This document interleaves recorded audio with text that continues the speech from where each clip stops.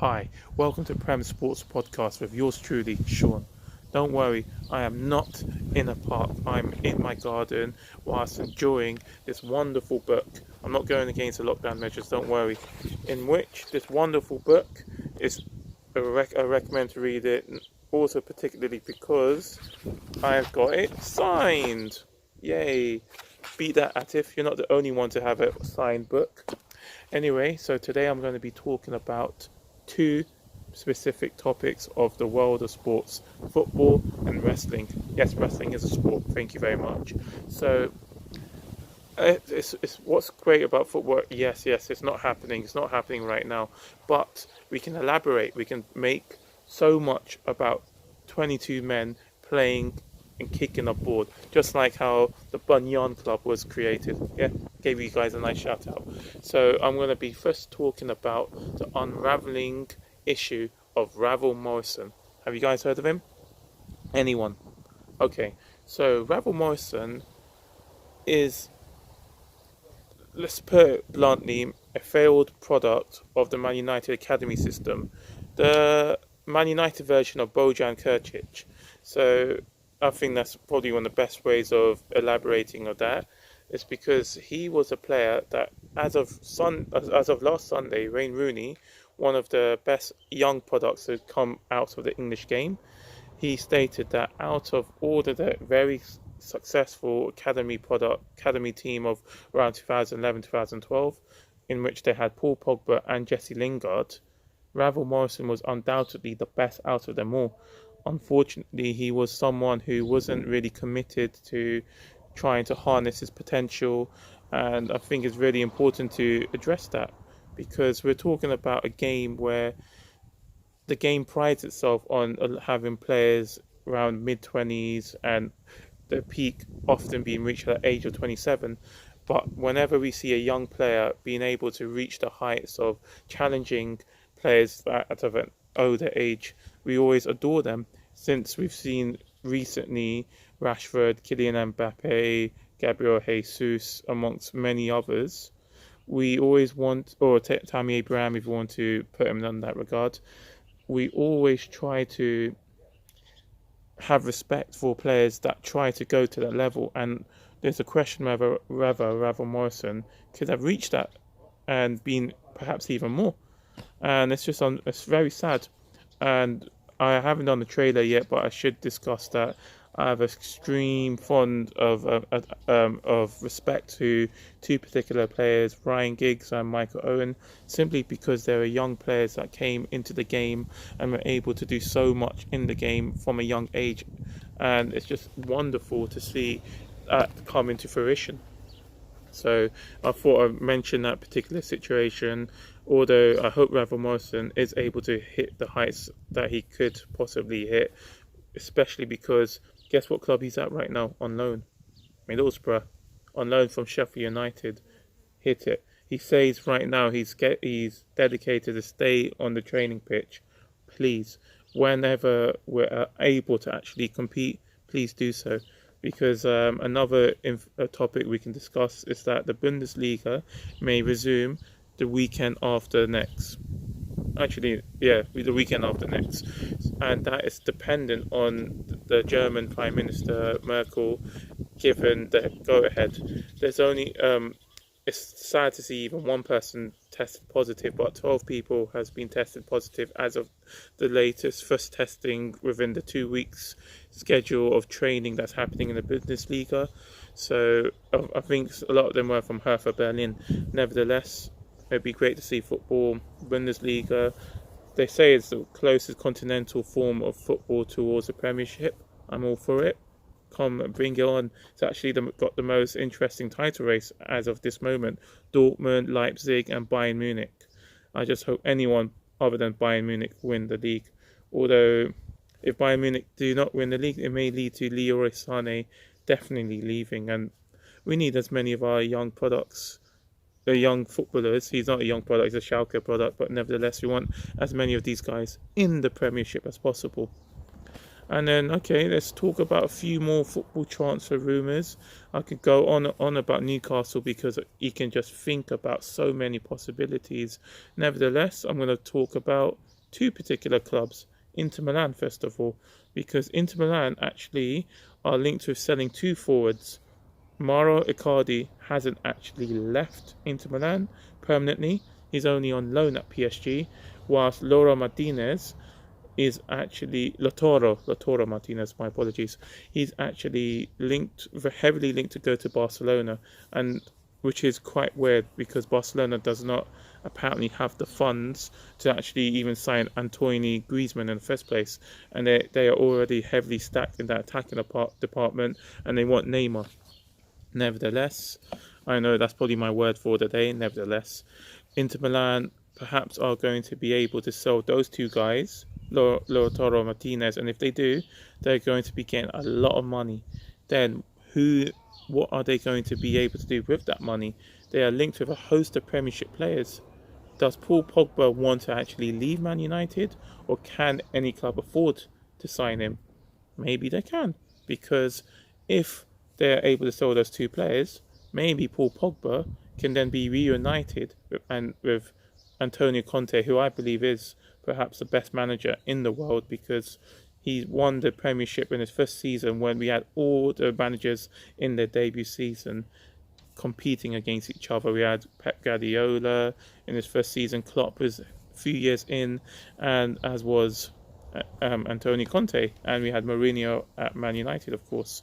Pochettino at Spurs. It was a wonderful, wonderful time, and Wenger showed up.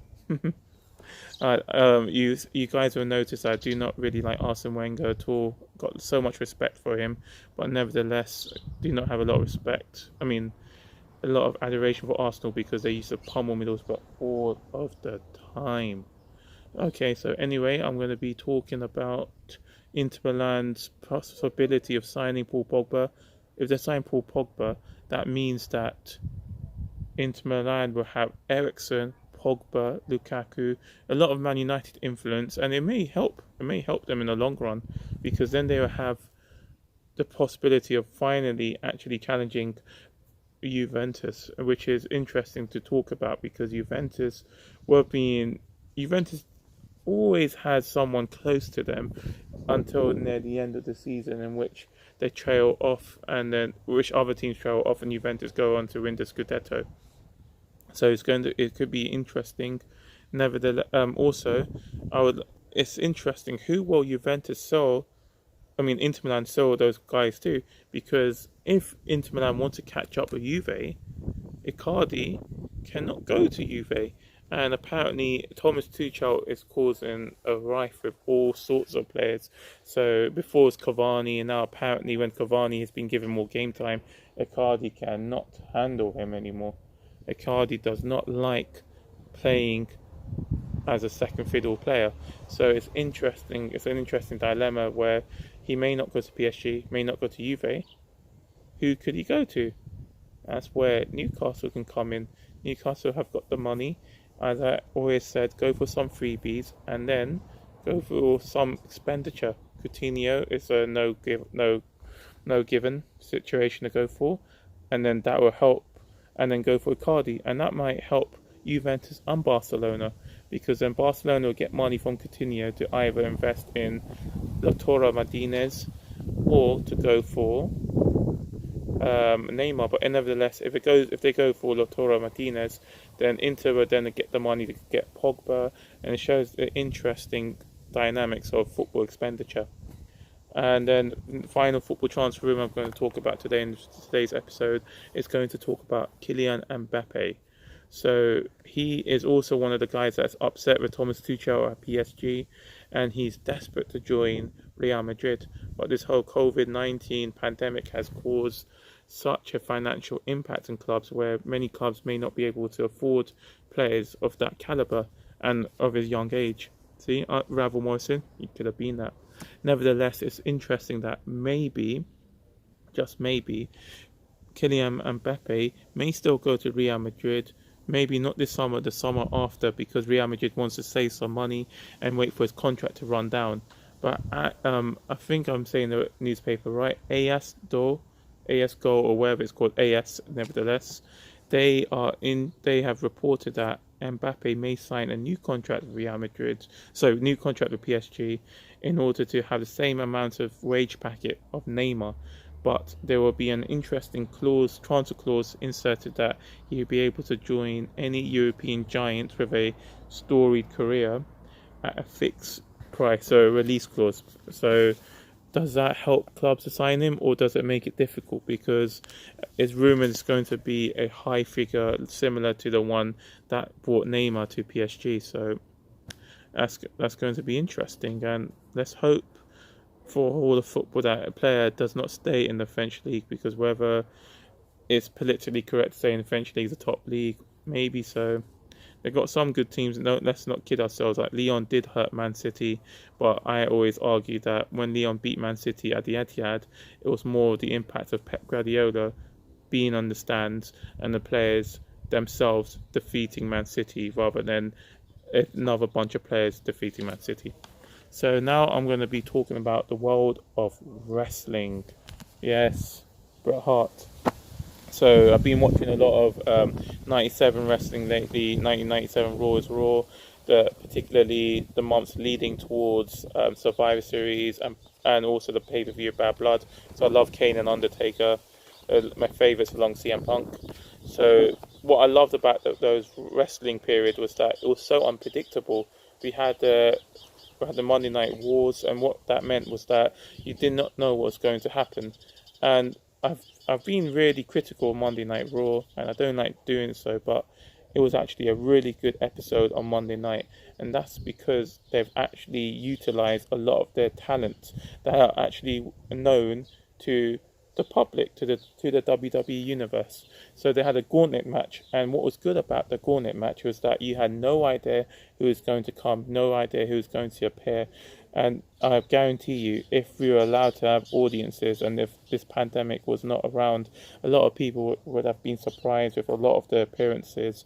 Even though Titus O'Neil does not have a huge background in terms of fan support, well, from at least WWE-based fan support, he is a great person. He does a lot of charitable work, and I was really happy to see him, as was another guy I was Zooming with. Me and a few other guys are watching Raw. Great thing to do during this pandemic. I recommend it. Feel free to join us if you guys want to. Comment down. Anyway, it was good to see guys like him and Shelton Benjamin fighting against Bobby Lashley. A great gauntlet, and it helped to enhance Bobby Lashley. And I think as well Shelton Benjamin, because he jumped over Bobby's attempted spear, which was really good. I feel sorry for Akira Tozawa, because out of those first three competitors, he got squashed. But it was not in a bad way. It was in the sense that Bobby Lashley was getting pushed to such a high level. And it was good to see Garza and Austin Truth lose, because they are mid-card NXT talents. They are talented wrestlers, but it's too soon to push these guys onto people.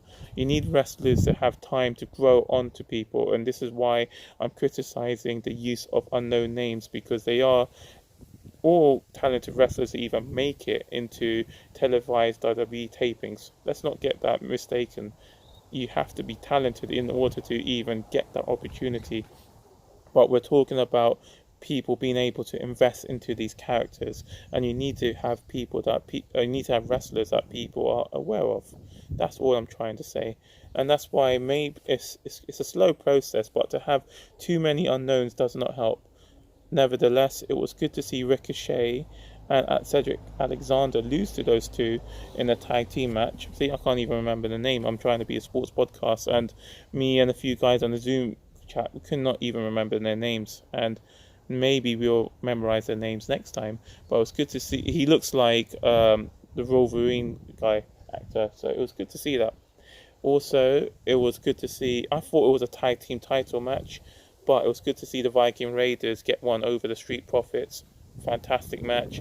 It went back and forth in terms of who was dominating the match. Really good match. And I should actually not die. You're going to notice I do go off trend sometimes, but I was talking about the Gauntlet match. I loved how it ended. It was revealed that AJ Styles would be returning to Monday Night Raw, but it was great how he actually returned and was able to get the win over Carrillo, because he's arguably the most talented athlete that there is out of all of the roster of Raw and SmackDown. And I only say arguably because Seth Rollins is close to him, because they've got different attributes. I think AJ Styles sells better, and Seth Rollins has got better athleticism, not by much in either way, but that's how it goes. So it was good to see AJ Styles win his match, and then even watching Murphy,